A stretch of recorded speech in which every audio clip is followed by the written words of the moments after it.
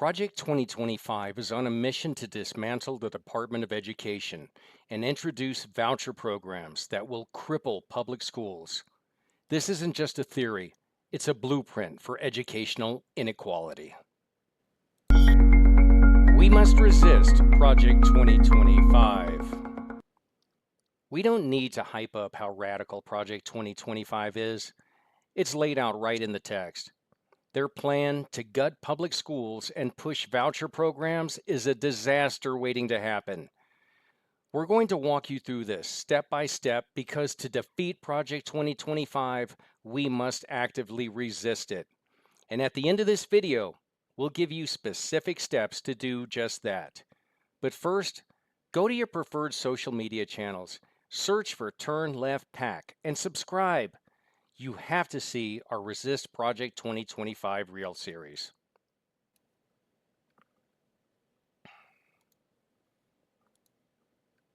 Well, joining me today is Rhonda Solis. Rhonda has served on local school boards and the State Board of Education. She knows firsthand how Project 2025, with its push for voucher programs, will hurt public schools. Rhonda, thanks for joining us today. Thank you. Thanks for having me. Absolutely. What is the real agenda behind efforts like Amendment 80, and how do they connect to the broader national plans like Project 2025 to dismantle public education? So that's a really good question, John. And Colorado may have been seeing people gathering signatures for what was called Initiative 138. They did gather enough signatures, which means it made it to the ballot. It'll be on the ballot in November. And on the ballot, it's going to be Amendment 80, 80.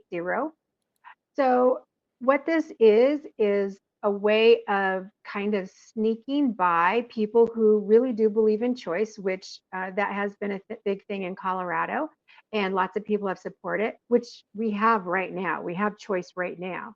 But by putting it on the ballot and actually changing the Colorado Constitution and putting it in there, that opens up the door for vouchers and privatization, which I really feel from where the energy of even putting this on the ballot came from.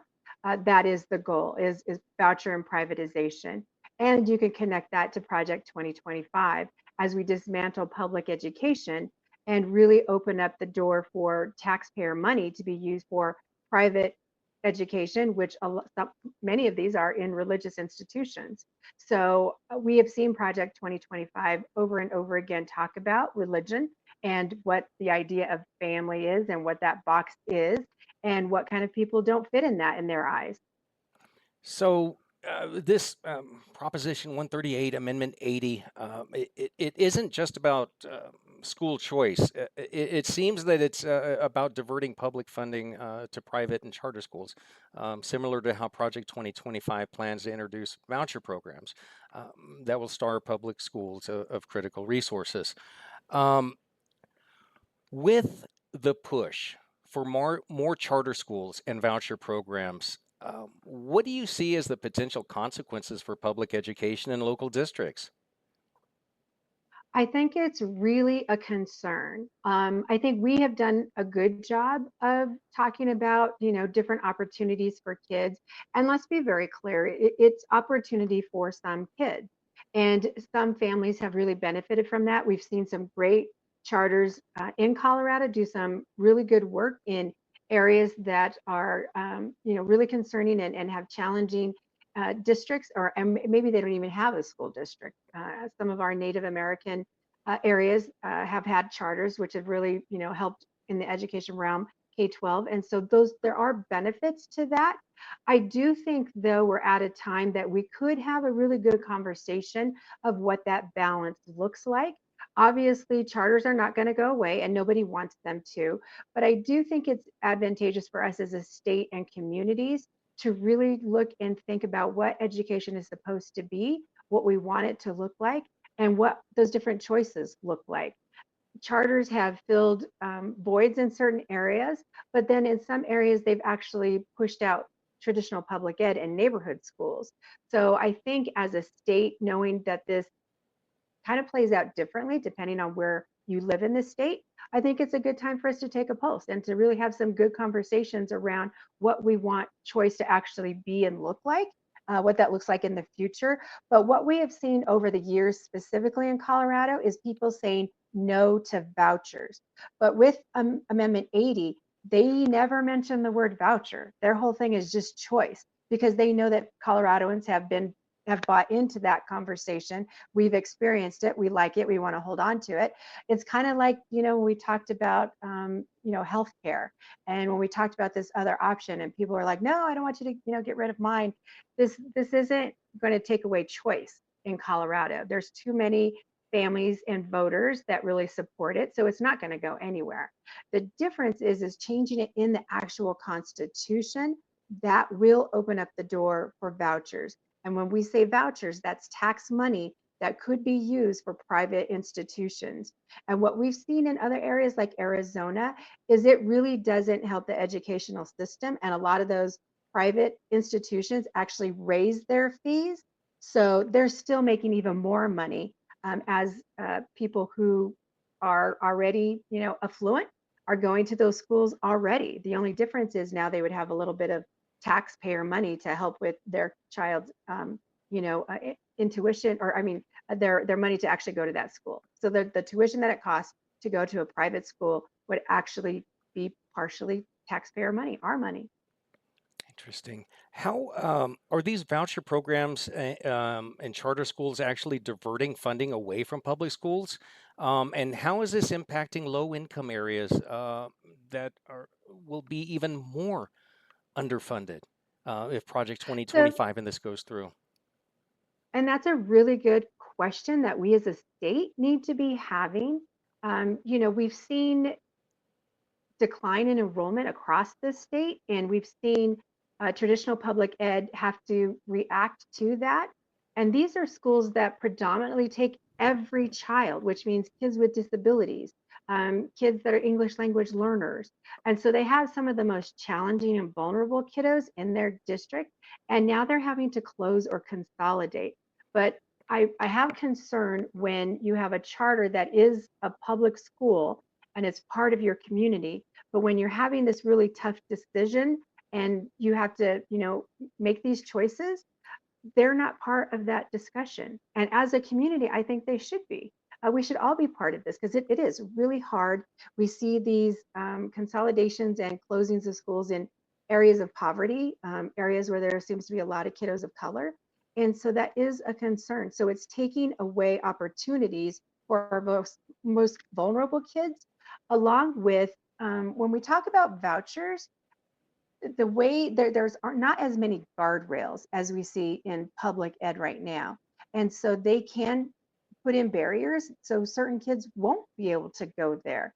And so there's this continual conversation of it is every child's right to have a high quality public education. And that's what our tax money should be going for. And that access is extremely important.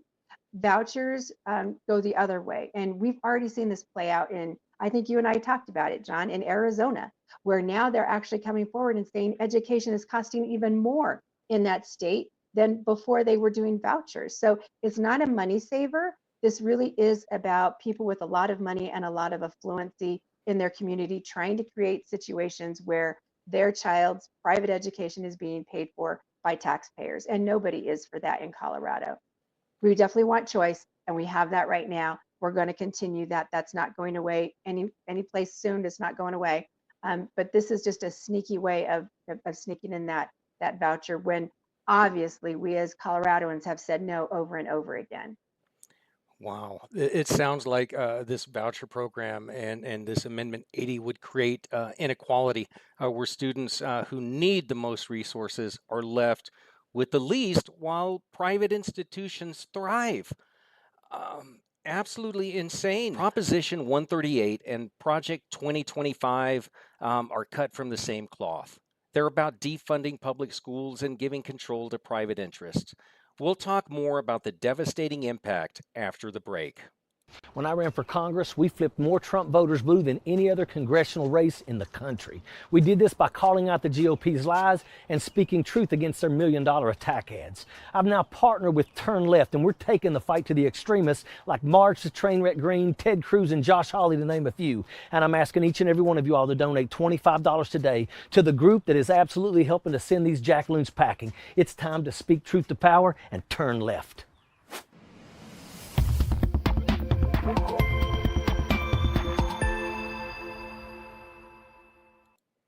Well, voucher programs sound good on paper, but in reality, they divert critical resources away from public education and into the hands of private institutions.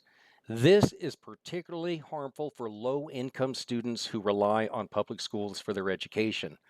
Rhonda, can you explain a little bit further how voucher programs like these being proposed under Project 2025, Amendment 80, will take away funding and resources from public education?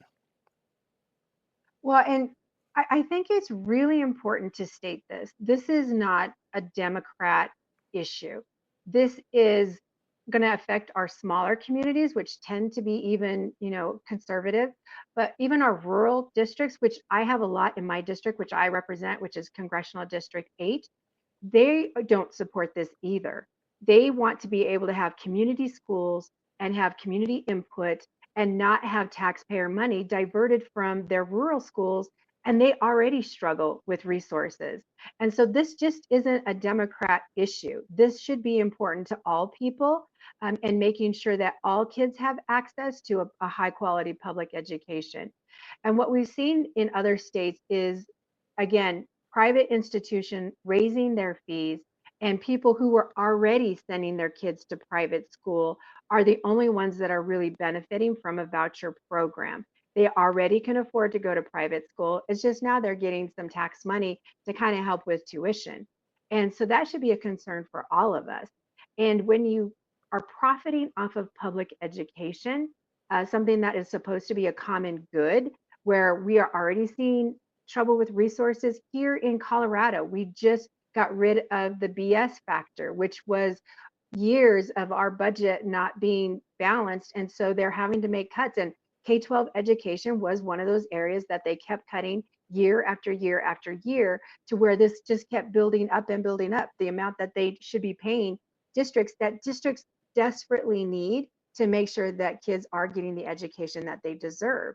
And so we're already underfunding our schools. Teachers are already being underpaid. So this will continue to bleed out a system that was really meant for all kids. And this attack is deliberate. And you and I have talked about this before, John, on your podcast, about the two equalizers in this nation are a public education and your right to vote. And we see Project 2025 attacking both of those rights. They don't want us to have equal access to voting. They don't want all of us to have a high quality education. They only want the top 1%.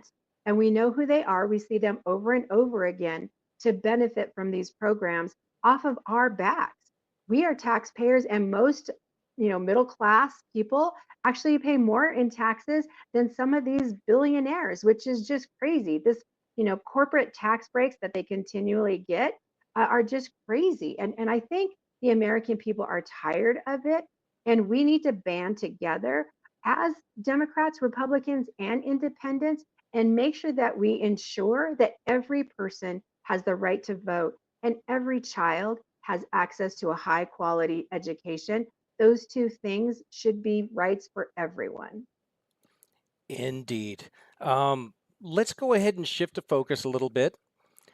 There's been a lot of misinformation and fear mongering about issues like transgender students in sports. How do these unfounded claims that are going around combine with the push for voucher programs and damage the educational environment, shifting away from the real needs of students? Well, when I was first getting into politics, I had a friend, a mentor of mine that I would meet with probably almost weekly. And we would talk about politics, the landscape, who's who, and it just kind of how you navigate the system. And it was really interesting to me because he told me, especially people that are like behind Project 2025, their whole game plan is fear, smear, and queer. Those are their three go-tos. So they want to make sure that they demolish whoever they're going after, public ed. They want to make sure that they smear them in any way possible and telling people that education is, failing. And then queer, we see these issues come up time and time again. We don't have a high percentage of transgendered kiddos in districts. Do they exist? Yes. Have they always existed? Yes. We've seen this in Native American culture when it comes to two spirits. This isn't anything that's been new in our communities. The only difference is, like every other issue, if we can bring that to the forefront where people have interaction and more knowledge and more interpersonal relationships and actually know someone, it kind of changes how our view is of them, and they're not so scary. It's not this, horrendous thing. And what we're doing as a society is we're going through growing pains where we acknowledge who's all part of our country, whether it's a different religion, whether it's a different ethnicity, whether they come from a different type of family. There's lots of different things that we bring as humans from our own experiences and where we came from. And that's probably what I love about traditional public ed, is that kids at their most innocent time of being a human are exposed to differences. And I think that's important to do, because as we send them out into the world, whether it's in the military, whether it's on a college campus, whether it's in the workforce, that is the world that they're going to go into. And, we have always had gay people in my family. We just maybe didn't talk about it as openly. And what they're saying is, we want to be open. We want it to be okay. We want people to see us and be seen. And that's what everybody wants. And so I think it's time that we start having these conversations uh, in realistic ways of, there's not kids that are being turned trans in K-12. They're not Teachers are not, helping get operations on kids that want to change their who they are. None of that is happening. But there are some conversations for kids that are struggling with who they are, where they are, and who they want to be. And I think that's part of growing. And so I think it's really important that we acknowledge and we are open to the differences that we all have. And I impart with, like other people, I've had some learning curves around pronouns and things like that. So I continue to put myself in circles of knowledge of learning and making sure that I'm being respectful and that I know what, the best way to approach people. And I don't want to hurt anybody's feelings or, make anyone feel uncomfortable. But this is a learning process. There is a learning curve to it. So along with us having accepting conversations, I think there is some grace that we also need to have with one another as we're learning these things. So I think it's a mutual thing, and it's not as scary and dangerous and huge as people are making it, but because it can cause fear and it's something that could be a tool that's used, that's why we see it. Absolutely. It's like those types of accusations are distractions from the real issues. I remember going to school. I remember not feeling all that great a couple of times and having to go to the nurse's office. And it wasn't an easy process to get something like for an upset stomach or maybe an aspirin or something like that. I can tell you they certainly did not have an operating room or any type of facilities that would play into these just outrageous allegations and things like that. Um, and I believe that by pushing away these false narratives and focusing on this fear mongering, they're shifting attention away from the lack of funding, support, and resources that schools truly need to serve all students, especially those who are most vulnerable. And, I just want to make sure that I say that, we do have some Republicans, Democrats, and independents that really do want kids to do well in school. And we have some communities across the state that we see people working together to make sure that their local school districts are really achieving and that their kids are doing well. and they're not really buying into this. It's just kind of this fringe area that's causing chaos and havoc. But communities, this isn't what's on their mind. They're wanting to make sure that they're, helping their kids to be able to have a future after K-12 ed, that, there's housing that's going to be available, our jobs going to be available. All of those things are on the minds of everyday Americans. It's not this stuff. This is just a distraction and a way to divide us. And we all need to stand together and say, no, we're not doing that. We all care about kids. There's going to be some certain situations in our communities that we're going to have to deal with. And luckily, Colorado has local control. And we're going to do that. We are going to address those. And some of it's going to be uncomfortable. And some of it's going to be some growing pains. But you know what? That's what we do as humans. And we progress and we get better. We become better humans. Outstanding. Absolutely. Voucher programs are not a solution. They're a corporate attack on public education. And with Project 2025's push for these programs, the future of public schooling is at serious risk. We're going to come back and talk about the long-term effects of public education with these programs after the break. Today, we have an amazing show for you. Join myself, special guests, and celebrities. What's going on, Ice-T? Andrew Yang. Somebody else was hopping on. Oh, hold on. What's going on, Battle? As we roast GQP Jackaloons. He may not be a real businessman, but he is one hell of a con artist. That's what it is. That's what they got indicted for. Treason and sedition. And addresses the headlines of the day. They must be held accountable. Live streaming every night. I got more time in a friggin' port in a friggin' combat zone than you've probably got in the military. This is Ojeda Live. So what happens if Amendment 80 passes and Project 2025 succeeds in dismantling the Department of Education?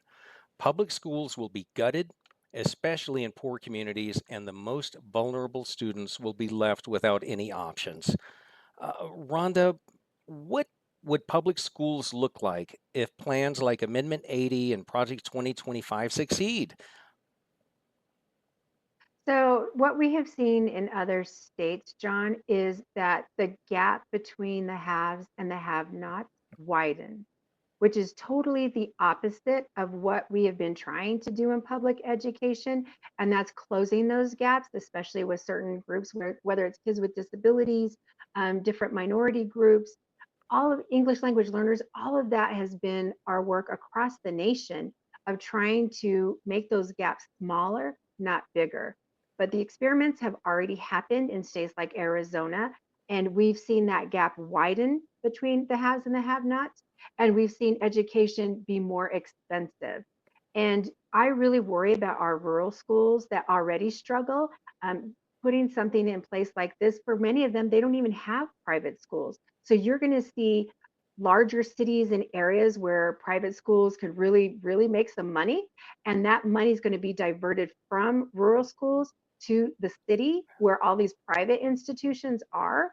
And so our rural kiddos are going to struggle even more. And we have some amazing kids and families in our rural schools. We just had the state fair here, and there were some kids that brought cattle and stuff to show and sell. And I'm just amazed. It's not a world that I get to be part of a lot. So when I learned how hard these kids work and how much money they can get for a cow that they raise, I'm just astonished. But these are values that have gone over and over in generations in these small communities. And you're talking about entrepreneur skills. These kids are smart. We need to not take more stuff away from them. We need to be partnering with them to make sure that they have all that they need to continue doing the great work that they do. Absolutely. We must be there for our students in rural areas and especially in poor communities. Rhonda, how dangerous is it when political agendas take over student welfare? As we're seeing with initiatives like Project 2025, what advice do you have for parents and educators who want to protect their schools from these harmful influences? Well, the one thing we don't really talk about when it comes to public ed and what our responsibilities are is that we're also helping create citizens. These people are going to, leave K-12 ed, go into workforce, military, college. And if we keep pulling apart, like the haves and the have-nots, or if we keep pulling kids apart by abilities or specialties, that is dangerous to all of us because we have some really tough issues to tackle. And it takes all of us. And we need to figure out how we work together to actually solve this. Otherwise, we're going to continue seeing the 1% gaining everything, having everything, and things being even more tougher for the middle class and people below the middle class. And I'm talking housing, I'm talking about jobs, I'm talking about food, I'm talking about grocery stores in their neighborhoods. This pushes that divide between the haves and the have-nots, not just in education, but economically, and that affects communities, that affects states, that affects our nation. We need well-educated kids who have been exposed to a lot of differences, that know how to work well together and agree to disagree on some things, but how do we solve these big, tough problems? And what we've seen when it comes to anything that lives is when they work together, that's when they're successfully, and that's when they're successful and they're able to survive. The other way of it's mine, what's mine, what am I losing, who's taking it from me, that mentality is not going to be helpful for us at all as we have big issues to solve together that affect us all. We are interconnected, whether we like it or not, and we have got to figure out a way to work better in solving these big issues and not let big money, big corporations, and people with power divide us and create these situations where we're fighting amongst ourselves while they continue to have all the money and all the privilege that they already have. Rhonda, thank you for sharing your insights. As we said at the beginning, to protect public education, we must actively resist Amendment 80 and Project 2025. Here are some steps that you can take today to do just that. Visit turnleftpac.org and sign up for our email alerts. You'll get updates on how to get involved, from attending local school board meetings to volunteering in campaigns that support public education. You can also find guides on how to speak out against voucher programs and privatization in your own community. Amendment 80 and Project 2025's voucher programs would defund public schools, take resources from the poorest communities, and funnel them into unaccountable charter schools. This is not choice, this is destruction. We are here to make sure that doesn't happen. Share this video, tag someone who must hear the truth in the comments, like and subscribe, and stay tuned next for Ojeda Live.